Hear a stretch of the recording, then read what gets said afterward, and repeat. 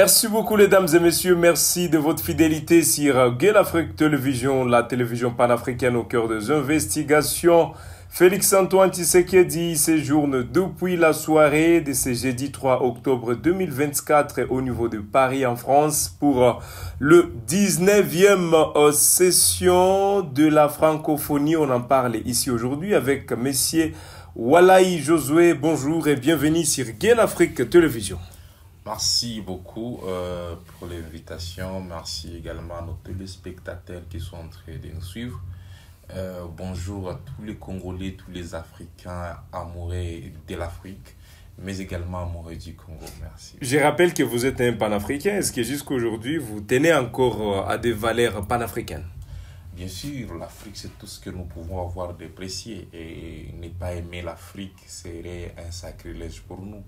Donc l'Afrique, c'est notre identité, c'est l'identité de l'humanité et pour nous. Et on continuera à aimer l'Afrique, peu importe ce que les ennemis de l'Afrique seront en train de monter contre nous, mais nous croyons à la force spirituelle, force physique, force intelligente de l'Afrique. Et c'est ce qui continue à nous motiver à être amoureux de l'Afrique et non à nous convertir à des africanophages. C'est là qui mangent la culture, qui piétine la culture, la tradition africaine. Arrivé ce jeudi soir à Paris, au terme de sa visite d'État de 3 jours à Budapest, le président congolais Félix-Antoine Tshisekedi a eu un tête-à-tête avec son homologue ce matin au palais de l'Élysée, par son homologue, comme je le disais au départ, Emmanuel Macron, le président français. Le président Tshisekedi et Macron ont abordé la situation sécuritaire et humanitaire qui prévaut dans l'est de la République démocratique du Congo par le Rwanda, notamment l'évolution du processus de Luanda qui vise à rétablir un dialogue entre Kinshasa et Kigali. Monsieur Josué Walaï, que pensez-vous de l'implication de la France dans ce processus de paix de Luanda? De mon côté, je crois que la France, telle qu'elle se représente, elle ne peut pas nous aider. Dans tout ce que nous avons fait avec la France, je n'ai jamais vu quelque chose de salutaire. Nous savons tous que ce n'est pas la première fois qu'il y a un tête-à-tête entre le président congolais et le président français, mais des choses qui n'ont jamais produit des résultats autour surtout de cette guerre. Nous savons tous que le président congolais a beaucoup dénoncé l'agression rwandaise auprès de la France. Et il a demandé plusieurs peut-être partenariats ou autre chose avec la France, mais ça n'a pas marché. Je crois qu'aujourd'hui, la France, il faut la considérer comme... c'est un pays que je considère personnellement comme ennemi de l'Afrique, ennemi également des pays de la RDC, parce que dans tout ce que la France a déjà fait avec la RDC, je n'ai jamais, moi personnellement, vu quelque chose de salutaire. On ne peut pas construire la paix avec des discours. Nous savons que la France a fait beaucoup de discours sur la paix en RDC depuis longtemps, mais malheureusement, ces discours restent dans le tiroir. Beaucoup de rapports ont été donnés à la France autour de la guerre, autour de l'agression rwandaise. Mais rien n'est produit, rien n'est palpable. Nous pensons qu'il est très important de se méfier de cette diplomatie congolo-français. Donc, nous pensons que la France ne peut jamais produire quelque chose de positif en RDC. Est-ce que c'est la puissance de la diplomatie congolaise qui fait aujourd'hui que les lignes ne bougent pas de l'autre côté, ou c'est seulement la mauvaise volonté de ses partenaires du Congo? Je crois que la France est un très mauvais partenaire. Nous sommes en train de le voir avec des pays qui sont en train de se désolidariser de la France. C'est parce qu'ils ont compris. C'est comme Sankara le disait, que nous ne sommes pas les Français. Lorsque Léopold Sédar Senghor attaque Sankara en disant que voilà, vous venez d'échanger les noms de votre pays en Burkina Faso, vous ne voyez pas que vous êtes en train de friser la France. On doit quitter la diplomatie de complaisance. On n'est pas là pour plaire à la France. On n'est pas là pour plaire à Macron. Nous devons plutôt plaire. Les actions diplomatiques de notre pays doivent avoir comme objectif de plaire à la population congolaise, de nous ramener la paix, de plaire, de répondre favorablement aux aspirations de ces grands peuples. Mais aussi longtemps, la France continuera à jouer un double jeu et à l'hypocrisie pour nous ramener la paix, pour que nous puissions vivre la paix. Nous ne croyons pas véritablement que la France soit un enjeu majeur pour nous, pour que nous puissions avoir la paix. Plutôt, la France devrait collaborer avec la RDC d'une manière claire, sans hypocrisie, pour que nous puissions évoluer ensemble. Mais les pays occidentaux, ils nous ont prouvé que l'hypocrisie fait partie de leur seconde nature. Et cette nature de la France, depuis même Laurent Désiré Kabila, depuis même Mobutu, on n'a jamais vu une opération française réussir en RDC. Quel que soit dans d'autres... quel que soit même dans d'autres circuits économiques, humanitaires, sociaux, la France n'a jamais aidé le Congo. Et nous devons être conscients de ça, que la France ne peut jamais nous faire avancer. Et voilà pourquoi d'autres pays de l'Afrique sont en train de prendre conscience en se désolidarisant de la France, en montrant que la France-Afrique est une très mauvaise politique et que l'Afrique est en train de se détériorer aussi longtemps qu'on continuera à vivre avec cette politique de France-Afrique. Il est temps de rompre avec ça et que si la France doit collaborer avec nous, que ce soit une collaboration gagnant-gagnant, une collaboration claire sans hypocrisie, une collaboration qui n'est pas suivie des arrière-pensées. C'est à ce moment-là qu'on se sentira mieux d'évoluer avec eux. Mais dans l'optique actuelle, nous pensons que la France est non grata ici en République démocratique. Certains pays du Sahel ont commencé à se désolidariser de certains pays européens, à l'exemple de la France, mais également on parle du Burkina Faso, du Niger, mais également du Mali, qui ont décidé de se désolidariser de la France, Monsieur Joe Walaï. Mais c'est un peu le contraire chez les autorités congolaises. Nous voyons comme si les relations tenaient encore une fois de plus entre les autorités françaises et les autorités congolaises. C'est comme si ça tient encore, contrairement à vos déclarations. Voilà pourquoi nous nous posons la question de savoir qu'est-ce que nos autorités doivent aux Français. Qu'est-ce que nos politiques doivent aux pays occidentaux, aux pays européens? Est-ce que nous sommes obligés d'avoir un partenariat avec la France pour que nous puissions être développés? Est-ce que nous sommes obligés d'avoir un partenariat avec les pays occidentaux pour que nous soyons développés? À un niveau, il faut d'abord que nous puissions exister, comme peuple se faire respecter. Et ça, c'est nos dirigeants qui devraient beaucoup plus... et s'imprégner de cette idéologie panafricaine. Mais aussi longtemps que les dirigeants africains seront les premiers ennemis de l'Afrique, voire même, on arrive au niveau même... Il y a des dirigeants africains qui sont les ennemis de l'Afrique. En effet, lorsque tu joues à contre-courant de la renaissance africaine, de ceux-là qui sont en train de penser à la renaissance africaine, à l'Ubuntu, à cette révolution panafricaine, lorsque toi tu joues à contre-courant, lorsque toi tu choisis les partenaires qui ont colonisé l'Afrique, qui ont tué l'Afrique depuis plusieurs années, qui ont pillé l'Afrique, donc tu es ennemi de l'Afrique. Donc les ennemis de l'Afrique, ce n'est pas seulement les Occidentaux, mais c'est également ces chefs d'État africains, ces autorités africaines, qui n'arrêtent de se considérer comme des lèche-bottes des pays européens.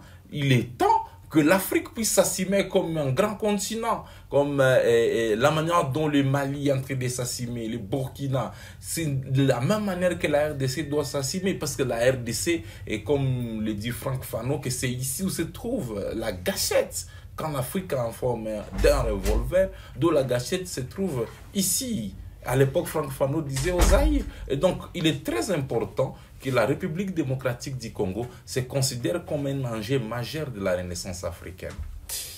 Mesdames et messieurs, c'est Serguel Afrique Télévision et Nil par ailleurs. Vous retrouverez des informations à caractère approfondi comme celle-ci. Josué Wallaye est notre invité. Un activiste des droits à Zimé, un habitant de Goma, un jeune de Goma, M. Joe Wallaye, 19e sommet de la francophonie. Cette organisation, pensez-vous qu'elle s'implique également du fond pour mettre à terme la guerre d'agression rwandaise que la RDC subit? Je dirais que c'est une organisation qui s'implique sur les questions des formes, mais pas sur les questions des fonds. Parce que lorsque ils vont parler de la guerre, ils vont... Mais comment s'occuper de la forme et sans les fonds? Ils sont juste dans les protocolaires. On parle de la guerre, on parle de déplacés, on parle d'une population meurtrie, on parle de tout ça. Mais qu'est-ce que vous faites réellement pour mettre fin, pour arrêter cette hémorragie? Qu'est-ce qu'ils font? Qu'est-ce que la francophonie a fait depuis plusieurs années?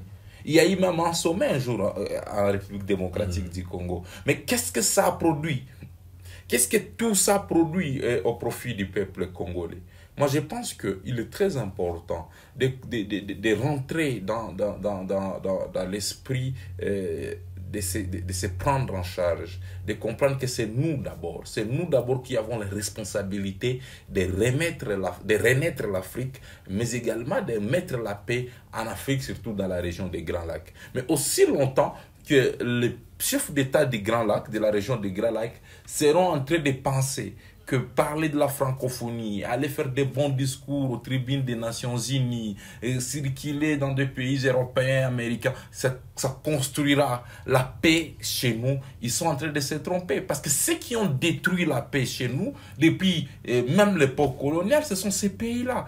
On ne peut pas les dissocier de leurs anciennes pratiques. Mais certains d'entre eux, monsieur Josué Wallaye, certains d'entre eux montrent aujourd'hui leur bonne volonté de vouloir bien de la République démocratique du Congo, afin de mettre à terme cette guerre. Sur des questions de forme, je suis d'accord, qu'ils peuvent le dire, mais est-ce qu'ils le font? Avec le fond, qu'est-ce que vous entendez avec le fond? Est-ce qu'ils agissent? C'est ce que le professeur Kamana disait, que lorsque tu penses construire la paix, il ne faut pas juste le dire. Il faut également le croire, il faut le penser, il faut l'imaginer. Et si tu le penses, si tu l'imagines, si tu le crois, c'est maintenant que tu agis. Mais est-ce que les Français imaginent la RDC en paix? Est-ce que les Français imaginent, ils pensent à un Congo nouveau où il y a la paix, où les communautés ne sont pas divisées? Et ils ont appliqué aujourd'hui la politique de diviser pour mieux régner, pour briser l'Ubuntu panafricain. Et c'est ce qui devrait nous réunir. Qui a divisé l'Afrique? Est-ce que les Africains ont pris part aux conférences de Berlin? Est-ce que les clauses du conférence de Berlin ne sont pas en train de faire des répercussions sur la vie de l'Afrique aujourd'hui? Ce sont des questions fondamentales qu'on devrait se poser aujourd'hui. On n'a pas participé à cette conférence. Nous, on vivait mieux, on savait comment régler nos conflits. Il y avait des empires, il y avait des royaumes, et nous, on vivait avec. Mais est-ce que nous, on a participé à tout ça? Non.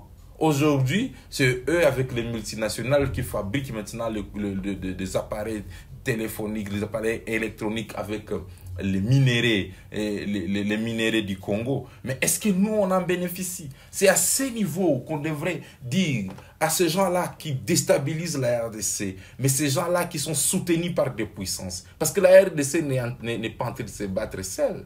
Les agresseurs du Congo, ils ont des soutiens des pays européens, des multinationales pour exploiter le coltan. Le coltan de Roubaix maintenant, que Roubaix est occupé par les rebelles, qui est en train d'acheter ces coltans. C'est toujours ces multinationales. Mais lorsque vous achetez les coltans des mains sales, des personnes qui n'ont pas les prérogatives de vendre ces coltans, vous acceptez d'acheter les minéraux du sang. Qui sont responsables de la guerre? C'est vous qui financez la guerre. Et donc, on ne peut pas aller aux côtés de ces gens-là qui financent la guerre pour que ces gens-là puissent mettre fin à cette guerre. Il est plutôt important que nous, comme Congolais, nous, comme Africains, nous puissions être conscients de... Déjà, vous faites savoir qu'il y a des pays africains qui combattent la RDC. Donc, c'est-à-dire, sur l'option de savoir les Africains vont aider la RDC, certains pays sont exclus là sur la liste. Lorsque j'ai dit qu'il y a des Africains qui combattent la RDC, cela veut dire que ces Africains-là même s'ils combattent la RDC, ils n'ont pas, ils n'ont pas les capacités, par exemple, de produire des téléphones, comme je l'ai évoqué. Mais ils prennent ces minerais, ils les vendent à des pays qui les envoient déstabiliser la RDC. J'ai évoqué la question de diviser pour mieux régner. Et pour mieux régner, pour mieux coloniser et créer une colonisation sous une autre forme, ils ont réussi à diviser les peuples africains. Aujourd'hui, tu vas voir un Africain qui raconte son frère africain, mais qui dit non, non, lui, il est de telle ethnie, il est de telle tribu, il est de tel groupe racial, il est de tel groupe, je ne peux pas cohabiter avec lui. Ça, ce n'était pas dans l'Afrique. L'Afrique avait comme pilier l'Ubuntu, l'unité. Et cette unité-là, c'est ce qui nous caractérisait.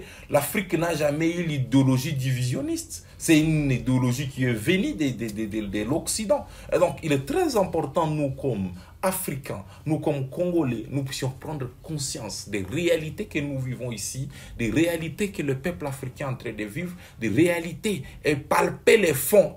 Et non rester dans des questions de forme, sommet, francophonie, Nations Unies, voilà. C'est vrai que nous sommes dans un monde moderne où nous avons besoin d'une diplomatie, mais une diplomatie claire, et non une diplomatie hypocrite, et non une diplomatie où vous êtes prêt à me donner chaque jour du riz sans me montrer comment cultiver les riz.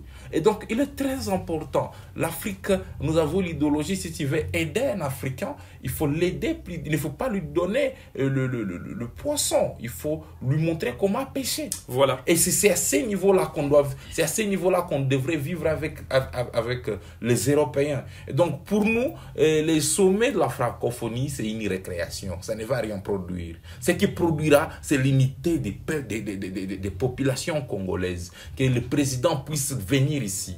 Si il faut organiser un sommet national où nous allons parler du Congo, où nous allons parler de la politique du Congo, où nous allons parler déjà, de c'est là, dans les cadres de l'unité du Congo. Voilà, monsieur Josué Olaï, déjà vous l'évoquez la question. Dans les cadres du dialogue, c'est rejeté directement par le président de la République qui estime qu'il n'est pas d'abord propice de faire un dialogue. Le problème, c'est la personne qui initie le dialogue. Donc, lorsque ça vient d'une personne, parce que cette personne est fatiguée du chômage, et cette personne initie le dialogue. Vous n'anticipez pas à l'idée de l'opposant Martin Fayoulou? Non, on ne peut pas initier un dialogue parce qu'on est fatigué du chômage. Mais le Congo est en train de briller, Nous n'avons pas besoin d'un dialogue où nous allons discuter postes, où nous allons discuter positionnement. Nous avons besoin d'un dialogue où nous allons discuter l'avenir du Congo, où nous allons discuter le social, comment améliorer le social des Congolais, comment unir ces peuples divisés aujourd'hui, comment résoudre la crise de l'agression, comment planter la résilience dans le peuple congolais. C'est à ce niveau-là. Nous voulons un dialogue qui est initié, par exemple, même par le gouvernement, ou soit par la société civile, mais qui rassemble le peuple congolais, pas autour des recherches, pas autour de positionnements, pas parce qu'on est en train de chercher des positionnements. En RDC, on a eu plusieurs dialogues, plusieurs assises. Je me souviens, il y a eu l'époque où on avait un gouvernement de concertation nationale. Après, on a eu un gouvernement de large concertation nationale. On a eu un gouvernement d'unité nationale. Tout ça, toutes ces phrases, ces expressions françaises n'ont pas construit les pays. Donc, vous le savez, on a eu des dialogues de Saint-Sylvestre, on a eu des dialogues, beaucoup de dialogues. Il est très important que les politiciens congolais ne puissent seulement s'asseoir pour discuter poste, mais plutôt pour discuter Congo, pour parler du Congo, pour parler de la politique du Congo. Imaginez-vous aujourd'hui, je pense qu'il faut même repenser notre indépendance. 60 ans après l'indépendance de la RDC, on n'est pas en mesure d'avoir une politique. La RDC n'a pas sa propre politique. Si on parlait, on demandait à tous ces politiciens qui disent la vision du chef de l'État, la politique nationale du pays, est-ce qu'ils sont capables de nous donner cette vision, de nous parler de cette vision, de nous parler de cette politique nationale du pays? Non. Il est important que le Congo puisse avoir sa propre politique, que le Congo puisse avoir sa propre éducation, que le Congo puisse avoir sa propre sécurité, et non une sécurité sous-traitée. on arrive à un niveau où la défense de notre pays, et on est en train de la confier aux étrangers. Nous devons avoir... Mais il y a toujours des partenariats lors de la guerre. Nous le voyons même à Liban, au niveau de Liban, au niveau de l'Israël, au niveau de la Russie. Il y a toujours des partenariats militaires qui se jouent le temps de la guerre dans un pays. Il y a des partenariats militaires lorsque vous avez échoué. Est-ce que nous avons échoué? On n'a même pas osé. Est-ce que les FARDC ont déjà lancé des vraies offensives ordonnées et coordonnées très bien contre les agresseurs? Je pense que non. Donc il est très important que nous puissions arriver à construire un Congo des rêves. Mais ce Congo, il y a des piliers pour construire un pays. Voilà, le premier pilier, c'est l'éducation. Comment est-ce que nous sommes éduqués pour la construction de notre pays? Est-ce que nous savons la politique de notre pays? Est-ce que nous sommes des bons citoyens? Est-ce qu'il y a le civisme dans les chefs des Congolais? Et après, que nous soyons éduqués, que nous puissions construire la sécurité. Un pays où les gens sont très bien éduqués et que c'est un pays sécurisé, c'est très bien éduqué là, ils vont construire. C'est très bien éduqué là, ils vont cultiver. C'est très bien éduqué là, ils vont soigner, ils vont protéger leur pays parce qu'ils sont éduqués très bien. Ils ont le civisme dans leur subconscient. Mais si on va continuer à penser qu'un sommet fait en France, un sommet à New York, la diplomatie agissante en Hongrie, on nous a amené des têtes de vache, ça ne peut jamais construire un pays.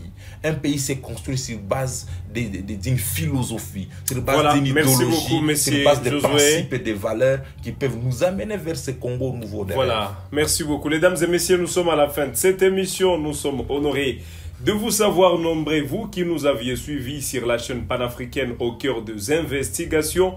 J'ai reçu pour vous aujourd'hui Josué Walaï, qui est un activiste des droits humains, un jeune de Goma, un acteur de la société civile, à qui nous disons merci d'avoir accepté notre invitation. Merci, c'est moi qui vous remercie. Merci également à nos téléspectateurs que nous croyons être révolutionnés par cette émission que moi, je considère plus de pédagogique. J'étais Youssoufou Kibingela à cette présentation. Beau début de week-end chez vous sur Gueule Afrique Télévision. Les informations restent à continuer. On se fixe un nouveau rendez-vous. À la prochaine pour d'autres actualités.